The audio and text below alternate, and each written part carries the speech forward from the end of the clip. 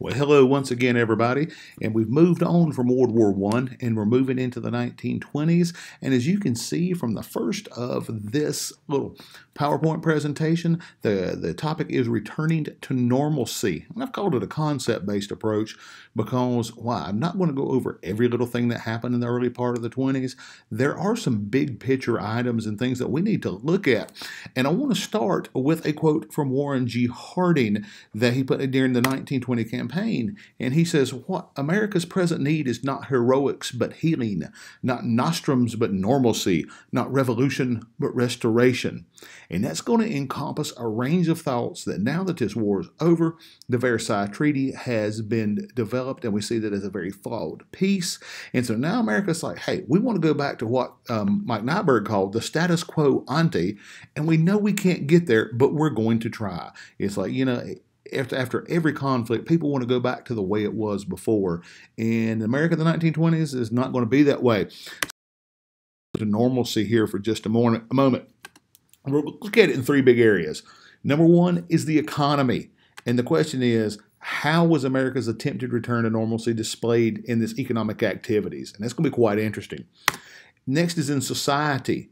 And, how is it displayed in society and the culture of the day?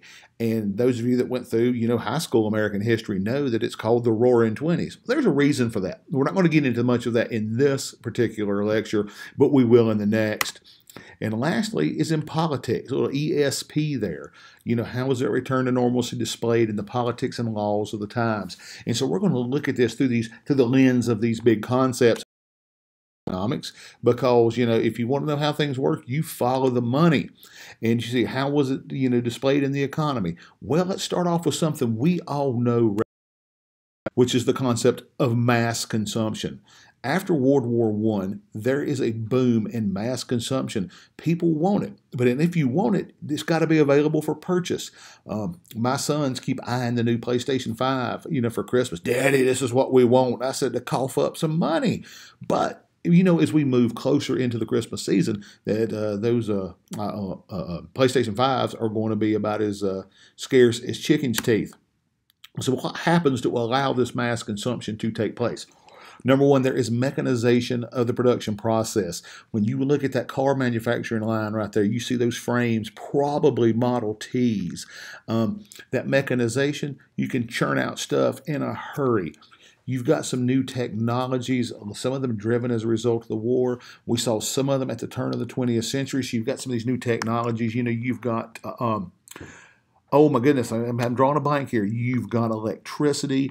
You have even got air conditioning in so many ways. You have got, streetcars. You have cities and factories that are able to do so much more than they could when they were water powered. That mechanization and those new technologies allow it to happen. Then you've got a consumerist bent. During that war, things were curtailed. The price administration, the fuel administration. Oh my goodness. All of that stuff creates some pent up demand. Not like we're going to see after World War II, but we're going to see it here. And then that consumerism, we want things. Okay, it's and when I used to teach civics in high school, it seems like a lifetime ago, we talked about wants versus needs. And this consumerism is a want. You see down here this scarf. You want that new scarf. The originators of the famous scarf you see there, Red Dale scarves and check stripes and heather mixtures there. You see that, and it's like, man, I want it. It's kind of like the Air Jordan tennis shoes back when I was, in middle and high school. Oh, man, you want them. They're still around to this day. So this idea that we need these things. You're going to see much later, the concept of deodorant, which, thank goodness, people wear most of the time. Sometimes middle schoolers don't. It gets a little ripe. But it was something nobody had used before, didn't know they needed. So the idea was, the phrase is turn your armpit into a charm pit. You combine that with some urbanization, people moving into cities, and you've got yourself a mass-consuming society. Not like we see today, but unlike anything that we had seen before. So as this production and stuff increases, they have to be able to sell it, which leads us to something called advertising. You've got to create that need, turning your armpit into a charm pit. Nobody knew they needed deodorant. Nobody knew they didn't smell exactly, fresh. The idea that sex sells, we still use that today. I mean, Coors Light is probably one of the archetypical ones where they had that old train and it bust through the mountain with the snow, frost brewed Coors Light, and there were these young ladies in skimpy swimsuits. I mean, the unwritten or unspoken idea is, man, you drink a little Coors Light, and all of a sudden, these women are going to show up for you guys. Well, there you go. And so it goes both ways now. You see it, and also it used to be that sex sales was marketed at men. Now it's marketed at women too. In the 1920s, that's brand new, a little bit scandalous there. Or even if you look at that scarf ad on the right-hand side of the screen, you look at her and it's looking back, like, hey, modern, urban, kind of, does what she wants to in the world. You buy the scarf, you can be her. Then we know about the Sears and Roebuck catalog. Some of you probably not old enough to really remember it, but people my age, nearing 50, man, we remember that bad boy. When it came out, you started in the back because that's where toys were. Didn't care nothing about some shoes and some clothes and, whatever else was in the front, a pet bed. Man, that's where the toys were. What's the new Star Wars toys coming out? I need some Legos, some kinetics thing. Well, they didn't have kinetics back then. It was a Rector set. That's what it was. So you have catalogs sent out to everybody. Then the new medium of radio, now you could hear it. So you're being bombarded at every step. I mean, think about this as the pop-up ads on the internet of the 1920s. So we're going to create a need. We're going to create the idea or the concept that if you get these things, you need these things. If you don't have these things, you're left behind and you're not getting everything that you need. And then you got to pay for them. And you see this today, this idea of easy credit. People didn't have the cash on hand, so they bought it in installments. Well, you buy a house on installment. You buy your vehicle on installment. Sometimes you have a little student loan action going on. Most of that was relatively new, but the car was brand new with the idea to installment buying. Houses always have had a mortgage, but other things show up. Hey, here's a little loan. Get you some furniture. Buy it on credit. Buy it now. Pay later. And so in the past, if you didn't have the money, you didn't get it with the exception of a home. And so what happens is with all this easy credit floating around, boom, people are buying stuff hand over fist. Ford in his Model T that we're going to see, later, that's how they sell it. I mean, because the average worker could afford it. But it's a false sense of prosperity because you're producing and continuing to produce and continuing to build this economy based on this idea that money's really there. Well, what happens if that money's not? And that's what I mean by the departure from the frugalism of the past. And it produces those false production needs, and consumers go into debt. Nothing worse than that, especially with what we know is coming in 1929. So the question I have, was there a return to normalcy of mass consumption? That answer is no. That economy is totally different than what came before. Okay? So in the post-war, there's going to be a dip in the economy. Always is, but really, and there's going to be an economic boom. And so what happens? You look at that output, not just output rises by 60%, okay, or about 33% per worker. Workers are producing more. Our economy is producing more. And our gross national product, which we call gross domestic product now, rises by about 5% each year. That is huge. I'm going to tell you what, whether you're Trump, whether you're Biden, whoever you are, you would kill for that kind of growth. But look at that income. 30%. I wish I'd get a 30% pay raise. Man, I'd be a happy camper. And I know y'all would too. So we've got money that's coming, and you're thinking, oh man, 30%, there's going to be a lot of inflation. Not in the mid-20s. These are real income boosts. So this is an economic boom. So that's the what. Let's look at the why over here. World War I. I mean, listen, wars are good for the economy if you're the United States. And then, like I said, we talked about the new technologies, but cars themselves, which have been around for a while, really take on a huge amount of significance after the war. And they're creating an economy of scale. You don't just need cars. You need gas. You need oil. You need tires. You need all kinds of stuff. You need roads. You need bridges. You need gas stations. I mean, there is a huge economy of scale involved in the automobile that was unanticipated. All right. And then you have new management techniques where you try to get the most efficient operation out of your business that you can. You want to wring all the profit you can out of it. That makes a lot of sense. But in order to do that, you need cheap energy and natural resources that America has. Oil is there. The natural resources are there. Steel, and rubber and all the things that go into them. Boom, we got them in abundance in America. And so that's the why. And over here, you've got the what. So it's a good time. I mean, you got a little cash in your pocket. And the question I have, though, do those figures represent a return to normalcy? And the answer I have been coming up with for the last 15 years I've used this is no. So far, we talked about return to normalcy. We hadn't returned to normalcy. We've gone on to bigger, which leads us to Ford and the Model T. I want you to look at the cost of that car, $290. That's a lot of money back then. But it was affordable, so you could sell it in mass quantity. So you had to build more and more of them, and so you didn't have to make as much profit per car. And that leads to something we call Fordism. That old Model T, parts were interchangeable. It's like I got a 2019 Nissan Frontier truck, and if my son's bouncing a basketball in the hood, after I get out of jail for beating them, I can go to the Nissan place, I get me another hood, it fits right on. So you got that. You got an assembly line. And so it doesn't take long to put these things together. And you pay your workers, well, look at that, $5 a day, man. That's, I think that's about what I make some days. But for that time, it's high. And it's high enough that your workers are also your consumers. Not only are they building Model Ts, they're also buying Model Ts.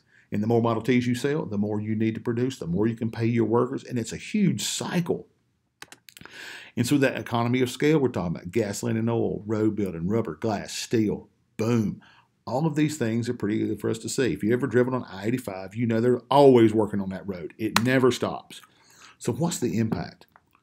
1920s, 387,000 miles of roads. And I don't mean dirt roads. I'm talking paved roads, which was a huge deal.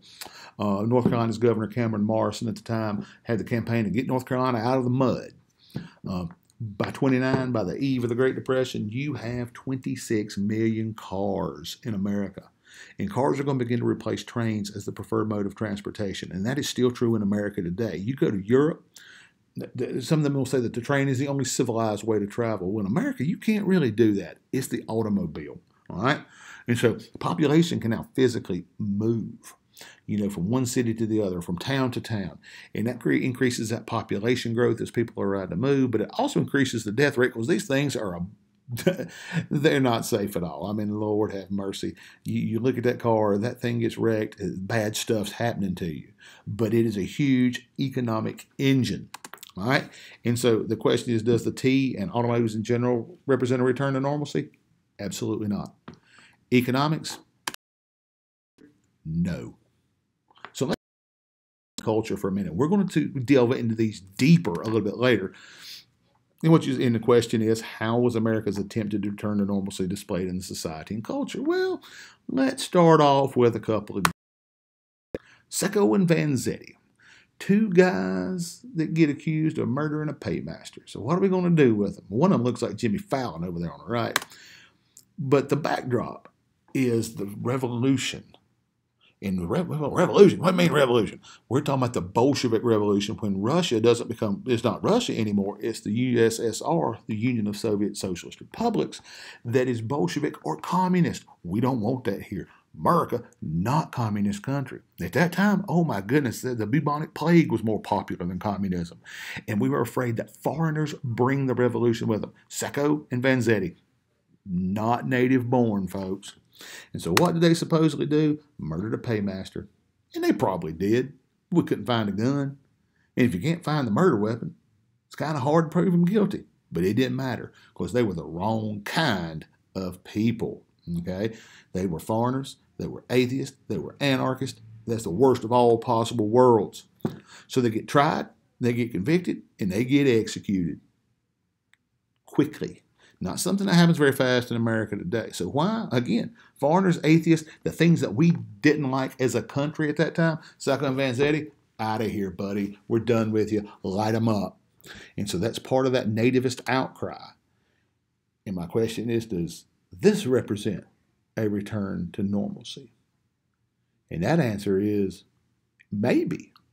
In the next lecture, we're going to look at a little something different. I'm going to use the term reaction. A reactionary. But not only do we have Secco and Vanzetti, who's running around? The, quote, new KKK. And you look over here at D.W. Griffith's The Birth of a Nation. Folks, I wish we had time. I could tell you how it's based on a book by Thomas Dixon when he wrote. Well, actually, he didn't write it in Shelby, but he is from Shelby, lived just across the court square. But that's not the point here. What happens is in 1915, Woodrow Wilson, who was a classmate of Thomas Dixon, is going to show that film in the White House. I mean, oh my, and a member of the Supreme Court was there. I mean, oh my goodness, can you imagine? And if you've never seen it, it's instructive to watch. And it is awful, and it is heart-rending, and you look at it, and some of it you just look at it, and you give it the side eye, and other parts you're like, oh my God, how could people think this? But that was some of the prevailing white supremacist ideology of the time. But this new Klan is not going to be based in the South.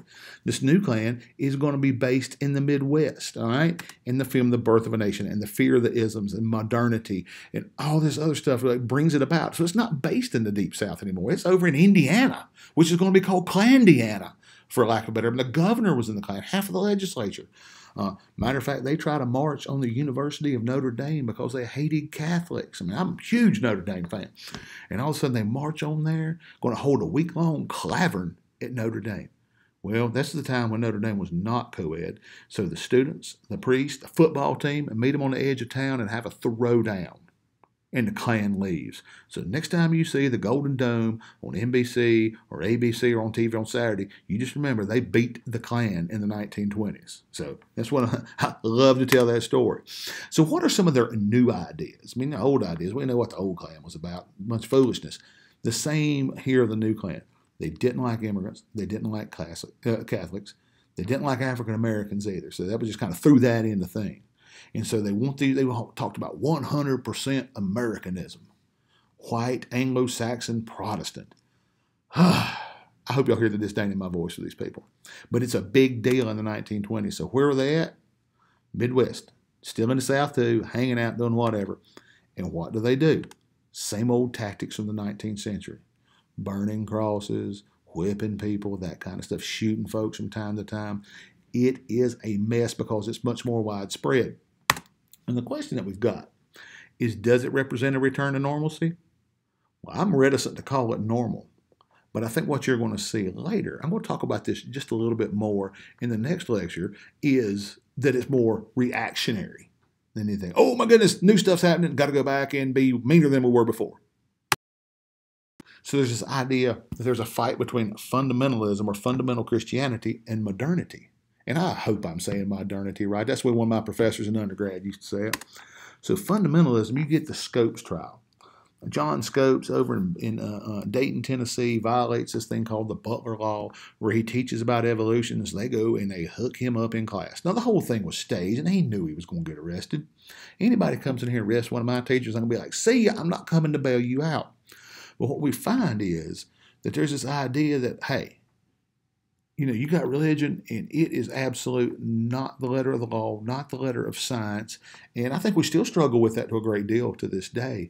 But the Scopes trial is one of those things, sometimes the Scopes monkey trial, where they're like, you mean that God said we came from monkeys? Anyway, you get the idea. So the Scopes trial is one of those. The second one is religious backlash against society, and the Scopes trial is part of it. William Jennings Bryan shows up as an expert on the Bible. Clarence Darrow shows up as the defense attorney. And so what Clarence Darrow does is he puts the Bible on trial and puts William Jennings Bryan basically on trial. Bryan's going to die a few days after the trial. It's so hard on him. So there is this religious backlash. We can't believe society is getting so permissive. Sound familiar to today, right? One of the things they wanted to attack was not attack prohibition. They wanted to attack alcohol. And prohibition is one of those things. Intoxicating liquor is bad. Demon spirits, does bad stuff, cause people do bad things. And so we know that the 18th Amendment in the Volstead Act prohibit the production and the sale of intoxicating liquor. Then, if you read, talks a little bit about birth control issues. Absolutely. It becomes a thing. It's still a thing, and it was a thing in the 1920s, especially with Margaret Sanger. Now, she is not the most savory individual, but the concept of birth control is something that is never going to go away. 100 years later, we're still having the discussion, though not in the same vein as we had in the 1920s. So, what's happening with this modernity? Well, one thing, jazz music. Oh, my goodness, jazz makes people dance. Can't let them do that. But it's a new thing. They're not dancing the staid, slow dances of earlier, but now it's fast-moving jazz. You've got flappers with their high-cut, skirts and cutting their hair short and smoking cigarettes and drinking in public and acting what the Victorian era would call very unladylike. And so these flappers are also advocates of women's rights. We know in 1920 that the 19th Amendment was passed. And so now women do have the right to vote. Well, that's going to lead to this idea that there should be other rights, not a traditional role for females. And you see women in the workforce. That happened during World War I. They want to stay in it. Men don't want them to, and I'm saying it as a general rule, not as an absolute. So you have modernity versus fundamentalism, and who's going to win? Well, here for just a second. Its origins are an outgrowth of temperance. Okay, big business liked it because if your people's drunk, they're not coming to work. They're hungover, they're not coming to work. Fundamentalists liked it because, yes, you got to get rid of all of that demon rum.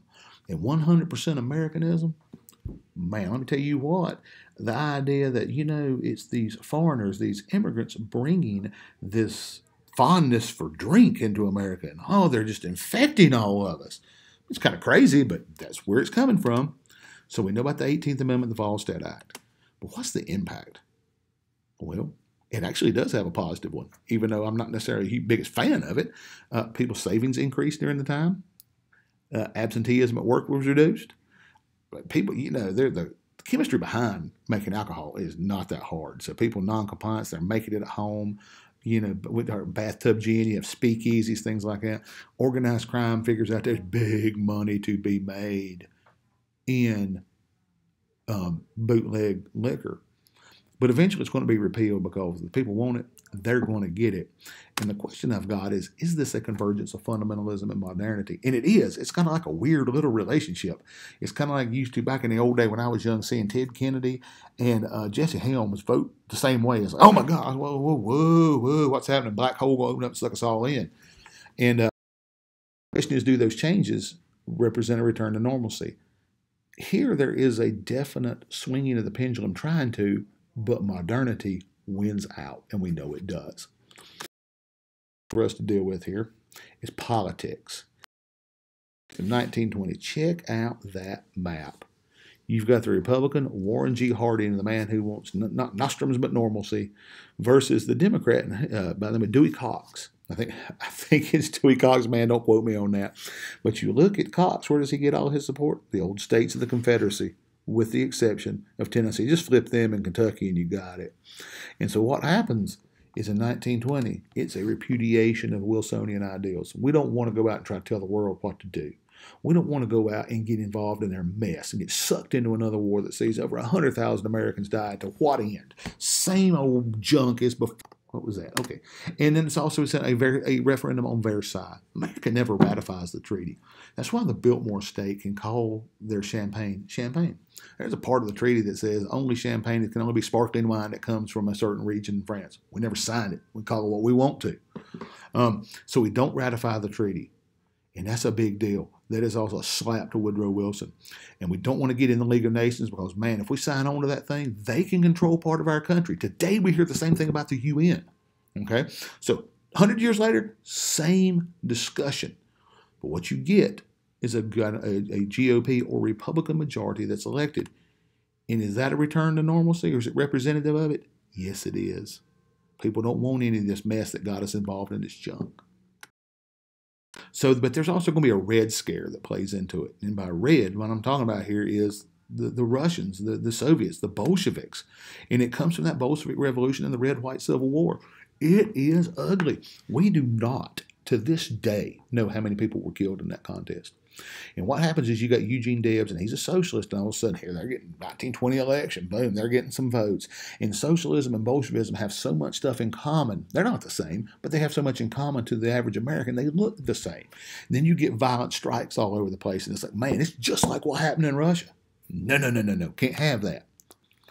Like I said, you have the Seattle General Strike. There, people try to bomb Wall Street. Mitchell Palmer, the quote fighting Quaker, he is going to conduct a series of raids where he is going to gather up foreigners and he's going to send them back to Russia. Most of them weren't even from Russia, but he's going to send them back to Russia. It is awful. And then, so we changed some laws. North Carolina is one of them. I mean, even though ours was redone in the 1940s, you can't. But it bans the advocacy of violence. Well, I advocate violence every time I watch a football game. But in New York, there were some socialists elected to the state legislature. They were refused to be seated. They just wouldn't do it. So, I'm sorry, you're not legitimate. You were elected, but you're not sitting here. A lot of people were deported to places they weren't from. And so when you start to look at this, it's like, man, we're so scared of this, and we're going to do things that we would never normally do. And then you throw organized labor into it, all of a sudden, they won't do things like strikes. And you know about the Homestead strike back in the 1800s, and there's always people getting beat up and shot. I mean, it's nasty stuff we don't even think about today. But big business sees it as a tool. Man, if we can associate these labor unions that are rousting around and bothering us, if we can let people see that these are nothing more than Bolsheviks in sheep's clothing, oh man, we can get the public to turn on the labor union. And they did. And so this idea that Americanism, that open shops, meaning you didn't have to be a member of the union to work there, became seen as that's American, not organized labor. And so the question becomes, is the Red Scare indicative of a return to normalcy? I'm not sure that it is. I think it's a reaction to what's going on in the world rather than what was coming back to America of 1916. We are going to get some immigration restrictions. The premise being, boom, you keep out the worst folks, then all these isms not coming to America. They're not going to germinate. We're not going to have the problem y'all got in Europe. You're on your own over there. And so they end up with some legislation, such as the Emergency Quota Act. It says, okay, national origins. Let's say Estonia. Say there's 100 Estonians in America. There's a lot more. Say there's 100. Well, next year, only 3% of that number can come on. We ain't taking but 3. So pick which 3 and y'all come on. Okay? Now, I've greatly simplified that, but that's 3%. And the idea is we keep them out. And then you get the Immigration Act of 1924 that gets it even worse, 2%. And, oh, by the way, Japanese, y'all got to stay. Y'all got to stay on over and just get on out of here. And so you look at this, and we still have some of these kind of questions in 2020. Now, fortunately, no Immigration Act, Emergency Quota Act, but there are some restrictions, even though we don't talk about them very much. Well, politics of the 20s is awful fun. You know, there is fear of big government. There is limited regulation, limited government participation in economic and social affairs. That's what we want. That is, man, that's not even just status quo ante to World War I. That's status quo ante to the progressive period, which leads us to politicians avoiding these big issues. We're going to see this later. You know, you've got the liquor deal, you've got the tax breaks, and, you know, of course, now we talk about tax breaks for the wealthy, but the polarization of wealth, or it being concentrated in a few hands, and these social problems that we end up with, and gangsterism we deal with prohibition. And so then there are high tariffs that make it hard for Europe to recover. I mean, America don't want their cheap junk over here. We don't care about them. And I'm saying that kind of tongue-in-cheek and very generalized, but we're concerned with America, and they're in debt to us. And it's hard for them to repay that debt. And so what happens is if we throw tariffs on them, they throw tariffs on us. So there's a lot of reciprocity. But in America, we're not really worried about that simply because our economy is booming. Well, we all know that a boom economy ends up in a bust economy at some point. And so lastly here, big business is prospering. They're happy. I mean, you know, Henry Ford's just dancing around because they're making a killing. Credit's good. People got money everywhere. Consumer goods are booming. And I've used the word again, booming. And so we're going to see that problem rear its head by the end. And so the question, was the general politics of the 20th return to normalcy? That appears to be yes, that they're trying to return to a time of laissez-faire where government didn't have such an active role. So that appears to be a return to normalcy, whereas the others do not. And so, as it says, outcome, was there a return to normalcy? It depends. And it depends on where you're at, but we can see from the first that modernity is really taking over, even in the economy. Even though they're like, oh, we need to go back to the laissez-faire system. In reality, what you see is that economy picking up at a steamroller pace, and the ease of credit and all that other kind of stuff. That modernity is going to come to clash with this return to normalcy, or the way it was before, and it's going to put us in a mess by the end of the 1920s. The list of where I got those Got your images. So, okay, so we're going to stop it with this now. It's about right at 30 minutes. That's plenty of time for you to listen to me. The next lecture is a little bit bigger, a little bit more in depth, but this is a good start. And hopefully we'll see you on the other side and in the next lecture on the 1920s.